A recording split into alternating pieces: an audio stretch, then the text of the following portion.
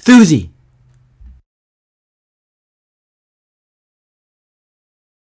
On Your Mark is where athletes go to move better and learn. It's the Tesla of training. We train to efficiently store and produce energy, and that is what affects everyone and everything around us.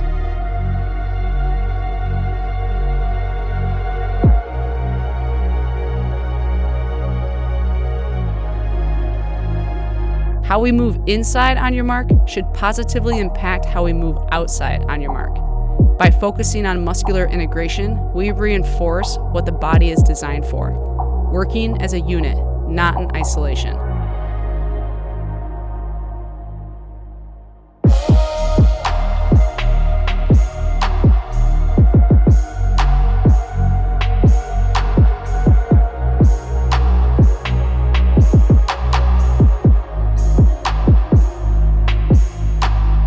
Every exercise has purpose. Every movement has intention. Our program is designed to help clients move better and feel better, to correct imbalances and strengthen weaknesses. Come experience elite-level training at On Your Mark.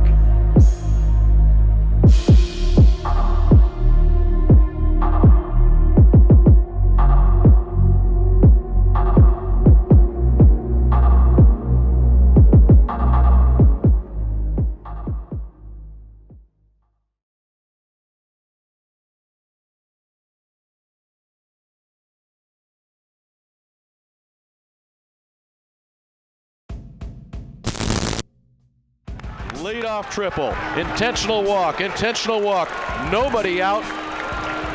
Michael Brennan at the plate. He has struck out 3 times tonight. 3 of the 5 strikeouts. They are waving right fielder Lorenz in. You must be able to throw out a man from wherever you're standing in the outfield. You've got to be able to get it to the plate. Infield in tight. Brennan hits the ball hard, and it's going to do it! Baseball.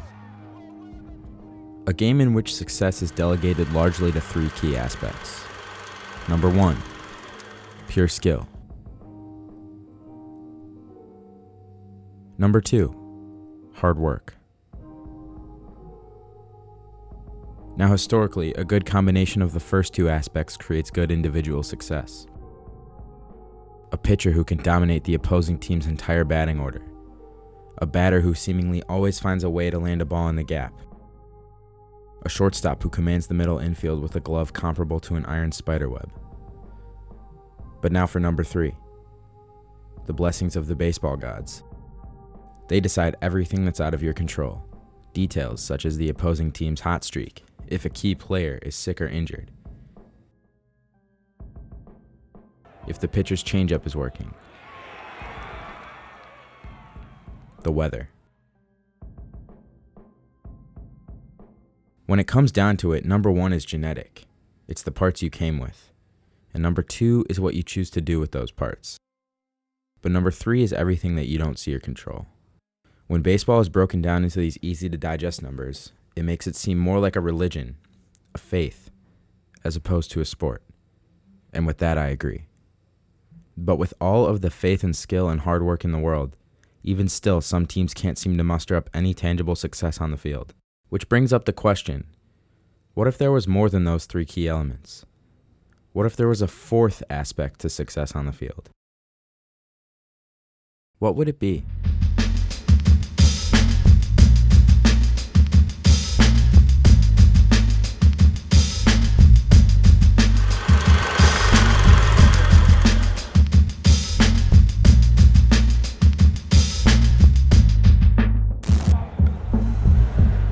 Despite 2 teams chock full of talent, OPRF's last 2 seasons ended with unexpected early playoff losses to Maine West.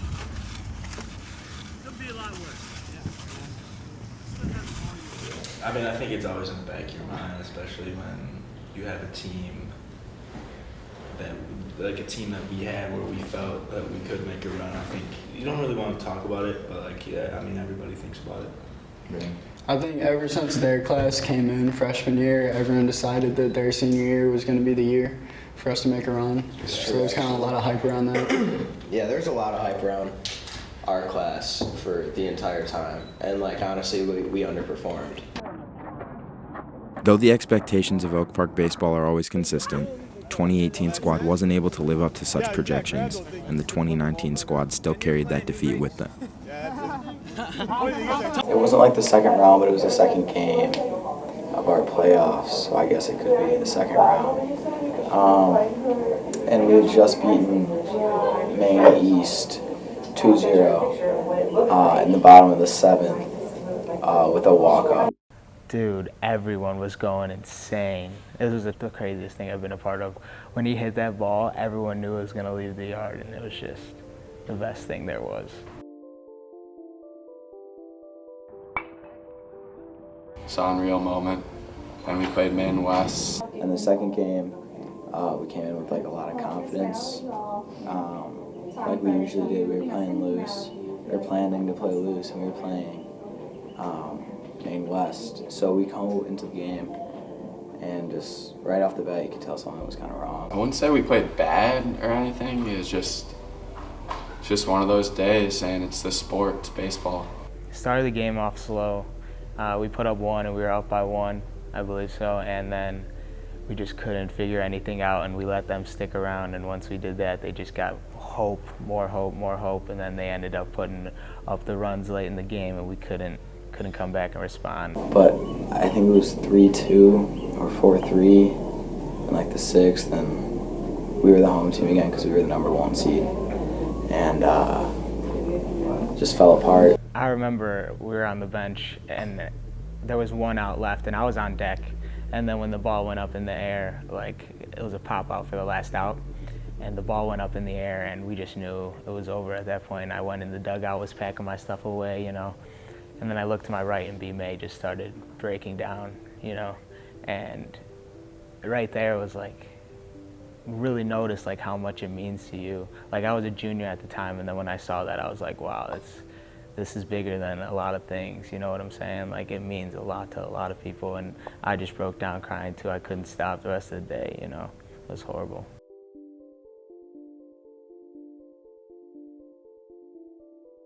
That's probably the hardest feeling I've ever had in my life, is losing that game.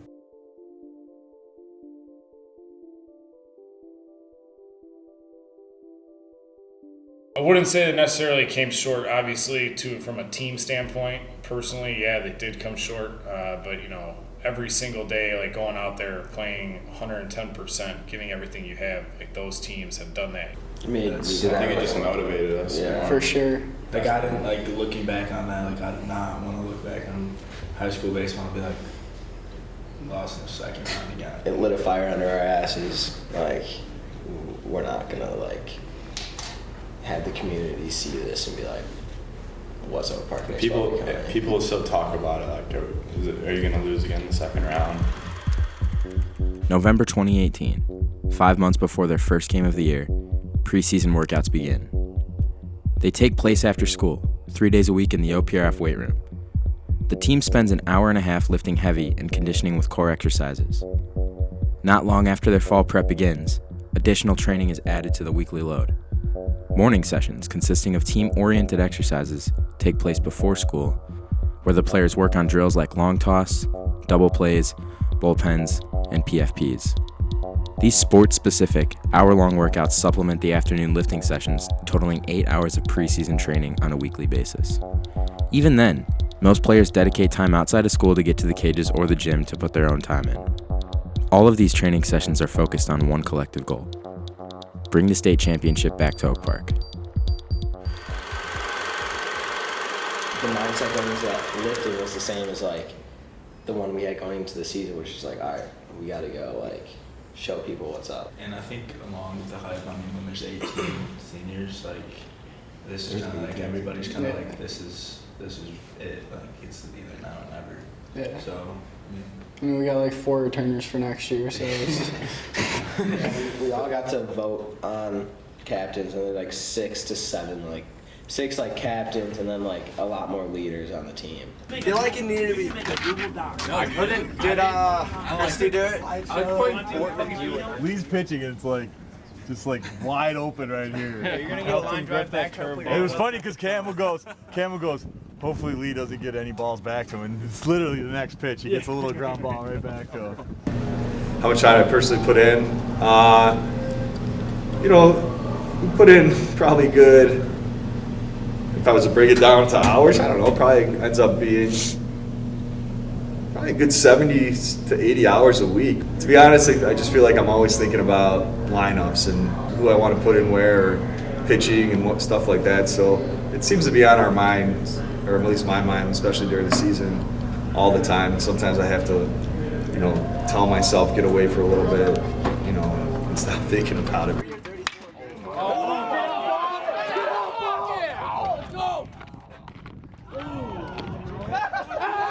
We have a great team, so it's a lot of fun for me as a coach because it's challenging, but it also makes it fun for me that, you know, I have this ability to make adjustments like that.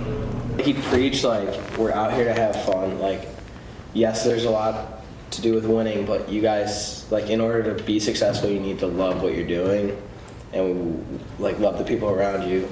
So we just developed this like unbreakable bond between like the players. Like, we became brothers and stuff like that. And like, winning was really fun, but just being as a team was just as fun. Like, being with each other every day was just as fun. And we like the captains and the leaders got to like basically organize what we were gonna do to like become that like brotherhood, basically, which was like really cool. When the rankings came out, we were 16, which was, I mean, it's fine. How it ended last year, which, I mean, that's understandable, but like we felt like we were like, that's not an accurate representation of us. You know, we got guys like Luke Fitzgerald. He's been a 4-year varsity player. Griffin Holderfield, 3-year varsity player. We're going to rely a lot on those guys to, you know, kind of carry where we've been and like where we want to go to.